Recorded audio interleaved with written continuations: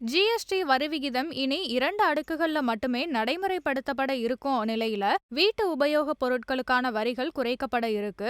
டெல்லியில நடைபெற்ற GST council கூட்டத்துல இந்த முடிவானது எடுக்கப்பட்டிருக்கு. வரும் 22ஆம் தேதி முதல் இந்த புதிய நடைமுறை அமலுக்கு வர இருக்கு. இனி 4 அடுக்கு முறைக்கு பதில் 2 அடுக்கு ஜிஎஸ்டி வரி அமல்ல இருக்கும்.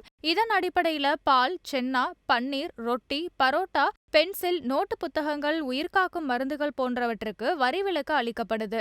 ஹேர் ஆயில், கழிப்பறை சோப்பு, ஷாம்புக்கள், பல் துலக்கும் பிரஷ், பற்பசை, சைக்கிள்கள், சமையலறை பாத்திரங்களுக்கு 5% மட்டுமே இனி வரி விதிக்கப்படும். 28% வரி அடுக்குல இருந்த ஏசி எந்திரங்கள், டிவிக்கள், சிறிய கார்கள், சிமெண்ட் போன்றவை 18% வரி அடுக்குக்குள்ள கொண்டுவரப்பட்டிருக்கு. அதே நேரம் சிகரெட் மற்றும் புகையிலை, பான் மசாலா போன்ற பொருட்களுக்கும், சொகுசு கார்கள் போன்ற உயர் ரக ஆடம்பர பொருட்களுக்கும், குளிர்பானங்களுக்கும் 40% சிறப்பு வரி அடுக்குமுறை அறிமுகம் செய்யப்படுது.